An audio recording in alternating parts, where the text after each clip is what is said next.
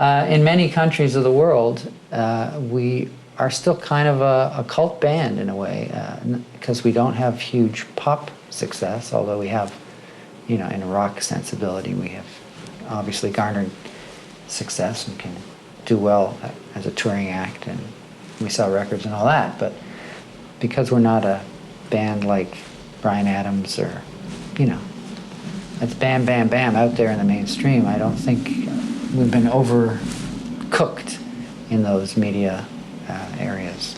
I mean, there were times in our career, of course, that we could have done certain things, like we always get asked to do these television shows where you perform late night TV and stuff like that, which we always thought was kind of bogus for a band like us. And I still think it's true. Bands rarely sound, real rock bands that play hard music rarely sound good in those situations. It probably cost us some mainstream exposure, but at the end of the day, it felt right. Yeah. And we've always, good or bad, smart or stupid, I don't know, we've just kind of flown by the seat of our pants with a lot of those decisions. Let's talk about the brand new record. I love the choice for the first single and the placement of it on the record in terms of sequencing, because you really do announce your arrival.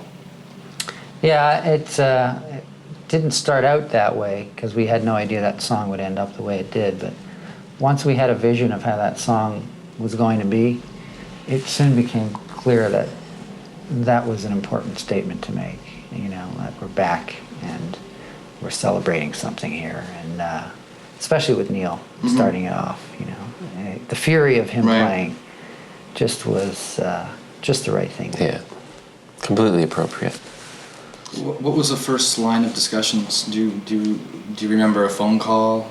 Someone getting a phone call? Well, we heard from Neil that he was ready to talk about going back to work, and we arranged to get together. And you referred to it as work? Well, I think the phrase that he used was, I think it's time for me to seek some gainful employment. Which I thought boded well for the future because it was so funny. And we got together and we just talked about things. It was a very kind of loose meeting. It probably took place about 6 months before we started working on the record. Getty was in the middle of working on My Favorite Headache. And we talked about scheduling, when to start. We were all a little bit apprehensive, I think. Weren't sure whether it was really going to work out. And that really went over to the actual beginning of the project. We spent a lot of time just talking. The first couple of weeks, I don't think we played a single note. We just talked a lot. And very slowly we got into the whole, machine. It was a very interesting atmosphere when we first got together, It was like we were all so pleased to be with each other. And, as soon as you get the three of us together, it's not long before stupid jokes start flying, and we start kibitzing with each other. And that was so pleasant and so familiar, It was... At the same time, there was an emotional quotient that was kind of in the air and not very far from the surface. And I think it was the residue of all the difficulties. And so it was like walking around on tenterhooks a little bit early on and making sure we kind of settled in. And at the same time, there was the familiarity of, oh my God, how many times have we done this before? Can we actually make any meaningful music together anymore after all this time? So it was such a strange mix of things in the air, I think it was a bit daunting, and that's why I think we talked. I think we were kind of afraid in a way to start playing. But we just talked and talked and talked, and then eventually we started playing, and it was whatever we were playing was just really boring. Yeah, very uninteresting. And we said, "Okay, that tells let's us talk something. some more or something." It took time, but we got to a point where suddenly we started to feed off each other, and boy, that was a glorious feeling. I can't tell you. Yeah, it really clicked. We worked very hard for 2 or 3 months and got seemingly nowhere.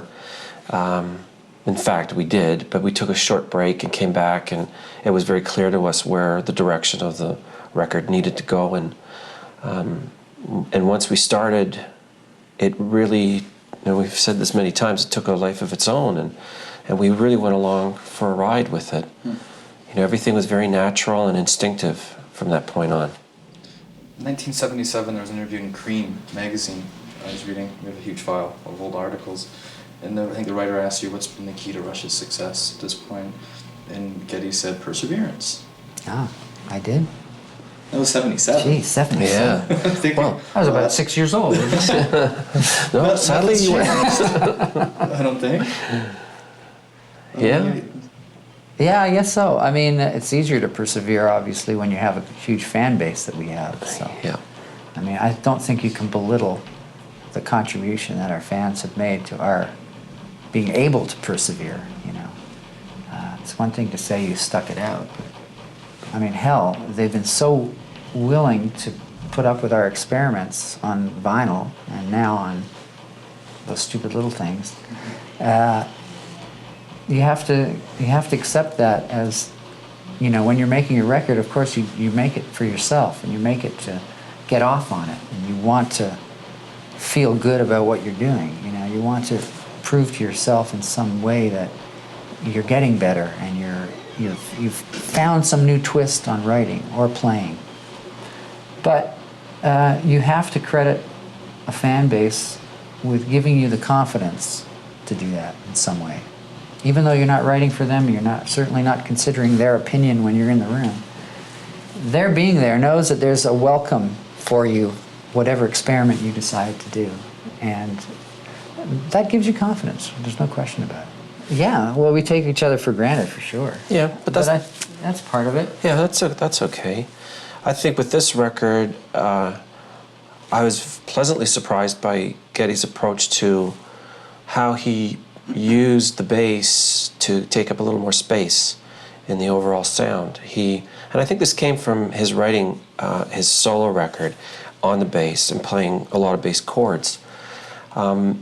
That was something new for him, playing all these chordal things. And that immediately got me in another direction. I started playing more as a bass player, single note patterns. So we exchanged roles in a way. And that, for me, was a bit of a catalyst to go in a different direction. This break has made me better able to appreciate his talents and his strengths and the way he likes to work, instead of insisting that it be this way. Like, he doesn't like to do what's obvious, ever.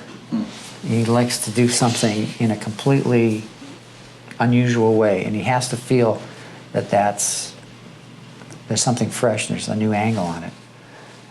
Even though he may end up in the more direct approach, he has to go through a process to do that. And sometimes in the past I haven't been very patient with that or appreciated how important that could be. Both ways. You know, and now I think I do appreciate that aspect of what he does. And, you know, so I think this many years down the road, we're again learning new things about each other, which is pretty amazing when you think about it. I mean, most people break up from bands because they get bored after 6 months. Well, are they bored, or they just don't want to work at doing something, you know? First show what I read was 1968, I believe. One of the mics was a lamp, was a floor lamp. Oh yeah, yeah. It was one of those. Yeah, it was one of those old Electro Voice mics. You know, the big chrome ones with the little on-off switch in the bottom. No mic stand. We had it taped to a lamp. A floor lamp. We had no mic stand. Yeah, that's good research. 1 amp. Both of us plugged into the same amp. Do you remember how much you My paid? amp. Did you get paid? $10. We had enough so we could go to the delicatessen. We went to and chips with Panzer's. gravy afterwards. Yeah. And that was like awesome. But I remember that night. I remember sitting in the restaurant I remember and that feeling on top of the world. It was so exciting. It We was our got first paid gig, $10. For that. Yeah, for that. Yeah, we did a gig. We got paid. We were professional musicians. Certainly early on, when we first were out there, it was almost impossible to get airplay. In fact, I remember it was in the late 70s. A very clever A&R guy, national promotion guy from Mercury Records at the time, put a special sampler disc together called Everything You Wanted to Play by Rush But Were Afraid to. And he had like 10 of our songs on it and sent it around to all these radio stations. And it, you know, it actually did start changing things. And then there was a period, you know, a few years later where suddenly we became kind of a staple on American rock radio. So it really turned around, but it turned around, as you suggest, as a result of how much success we'd had as a touring act and the reputation we had as a touring act. And we were out there like constantly, opening for everybody when we couldn't headline, and headlining small venues when we could headline. Those first few tours, we played 250 shows a year, plus we would make 2 records in that same time. Yeah. It was unbelievable. And this last record, we spent 14 months making it. Yeah. I mean, how times have changed. We were talking Yeah. about the other day, I think we recorded Fly By Night. 5 days. First album was in 4 days. Crest of Steel was a week. Yeah, I mean, we've spent more time working on the arrangement for Ghost Rider. On Right, on one song. And I remember we finished that album, Fly By Night, we got on a plane and went to Winnipeg and did a gig. That's right. That night, we Finished early in the morning. 4 in the morning. Yeah. Went home and, got dressed and changed and whatever. Got an early flight to Playing Winnipeg. this gig with the Winnipeg Symphony Orchestra. Yeah.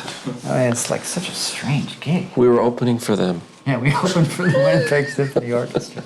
What I understand is that at some point in their lives, our music has made a connection. And in a lot of ways, it's usually a healing connection or an inspiring connection. And that has stayed with them. And in some way, it has made such a bond with what we do.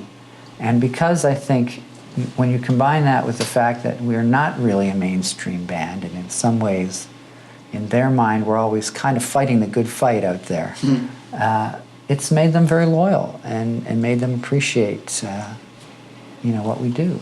It's the kind of stuff that you can't really think about very often. I think we recognize that there is respect for the band, and I think a lot of it comes from the fact that we've been together for 33 years or whatever it is.